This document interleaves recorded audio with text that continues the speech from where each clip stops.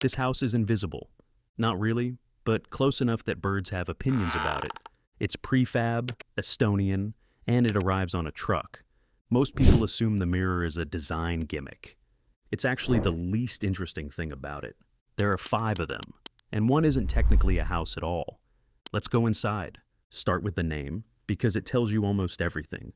OOD comes from the Estonian word for night, which is a strange thing to call a house made of mirrors, until you understand that Estonia spends a large part of the year in darkness, and the entire national relationship with light is different from ours.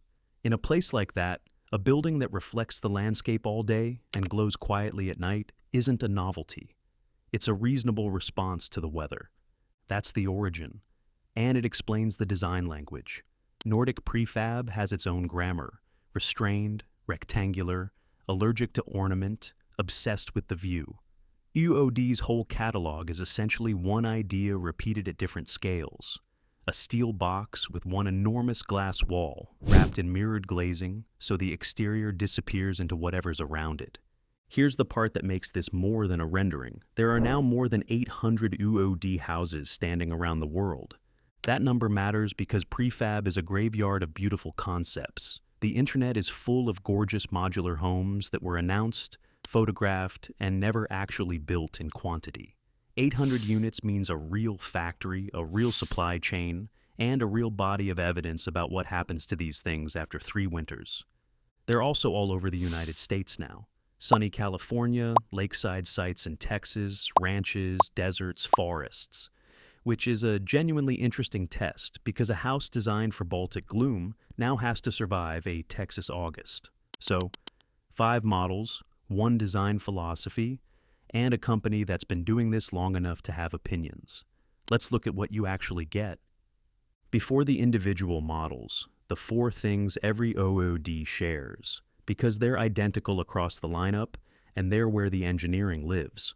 1, a full steel frame, not timber, not SIPs. Steel all the way through. This is unusual at this size, and it's a deliberate trade. Steel is heavier and more expensive to work than wood, but it lets you do the thing this design absolutely requires. Hold up an entire wall of glass without a forest of visible support. The frame is why these houses look like a single clean rectangle, instead of a rectangle with a lot of posts in it. It also travels well. A steel frame box can be craned onto a truck, driven several hundred miles, and set down on a site without racking or twisting, which is the whole premise of prefab, and the part where a lot of prefab quietly fails. 2, the mirrored glass, and specifically, its UV reflection. OOD claims the best UV reflection in the category, and this is the spec people consistently misread. The mirror is not primarily aesthetic. A wall of glass facing the sun is, physically speaking, a solar oven with a bed in it. The reflective coating is what stops that. So the mirror does 3 jobs at once. It bounces heat and UV before it enters the room, it hides the building and its surroundings, and it gives you the photo. Most buildings would need 3 separate systems to accomplish that. Here, it's one surface. 3, floor heating. Efficient underfloor heating throughout. And that's what unlocks the phrase OOD uses constantly, all season. This is the difference between a structure and a shelter. A summer cabin is a nice thing to own for 4 months. A building you can genuinely occupy in February is a different proposition entirely, and in a footprint, this small, radiant floor heat is the right answer. No ductwork stealing volume, no wall units interrupting the one wall you actually want uninterrupted. 4, modularity. Every OOD is designed on the assumption that you might want another one. High modularity, easy expansion. The system anticipates growth rather than penalizing it. That's a quietly important design decision, and it changes how people actually use these. You'll see OOD sites in the States with 3 or 4 units arranged around a shared deck, which is a configuration a conventional house simply can't do. Steel frame, reflective glass, floor heat, modular expansion, now the 5 ways they combine them. We'll go smallest to largest, and the smallest is a design exercise disguised as a product, the Glamping house. 98.0 square feet, $54,400. 98 square feet is roughly a generous walk-in closet. OOD calls it compact comfort, which is honest. This is a room, not a residence. A bed, a glass wall, and a very disciplined attitude toward possessions. But spend a minute on what that means in practice, because the smallness is doing something specific. In a house this size, there's no hallway to pass through, no second room to wander into, no visual competition. You wake up, and there is exactly one thing to look at, and it's whatever the architect pointed the glass at. It's a building with a single opinion. This is why the word in the name is glamping. It's not a house pretending to be small. It's a tent that's been taken extremely seriously.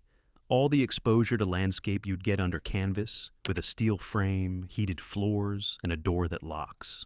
And it's the model where the modularity argument makes the most sense. 98 square feet on its own is a guest room. 3 of them arranged around a fire pit is a small hospitality property. The unit is designed to be a component. It's also the entry point to the entire brand, the smallest, simplest expression of the idea, with every one of the 4 core systems still in it. Nothing was removed to hit the size. It just got shorter. Now the famous one, the signature house, 234.6 square feet, $139,900. If a mirror house has ever appeared in your feed and made you stop scrolling, the odds are strong it was this exact model. UUD calls it their signature size, and the name is earned. This is the proportion that made the whole category famous, and the shape most people picture when someone says mirror house. What makes it work is a proportion problem that's been solved rather than compromised. 234 square feet is the point where a small building stops feeling like a capsule and starts feeling like a room. There's space for a proper bathroom, a real sleeping area, and enough floor left over that the furniture doesn't feel like it's holding its breath. But it's still small enough to sit on terrain that would defeat a conventional build. A slope, a ridge, a clearing you'd never get an excavator into. And the glass-to-floor ratio here is the whole trick. When one entire end of a room that size is window, the landscape stops being scenery and starts functioning as the 4th wall. The room borrows its volume from outside. That's why interior shots of these look impossibly large. They're not just showing you the house, they're showing you the valley the house is standing in. There's a live example worth knowing about. In 3 Rivers, California, Paradise Ranch Inn operates a signature shell, and it books from $439 a night, which tells you something interesting about what people are actually responding to. Nobody pays that for square footage. They're paying for the experience of waking up inside a photograph, and that experience is largely a function of where the glass points. Next up is the model with the most self-explanatory name in the catalog, the extended house, 290.6 square feet, at $158,700. UOD's own line for this one is, when you need some space, which is admirably blunt. It's the signature, stretched. But those extra 56 square feet do something disproportionate. At this scale, additional floor area doesn't get spread evenly. It goes into whatever the smaller model had to sacrifice.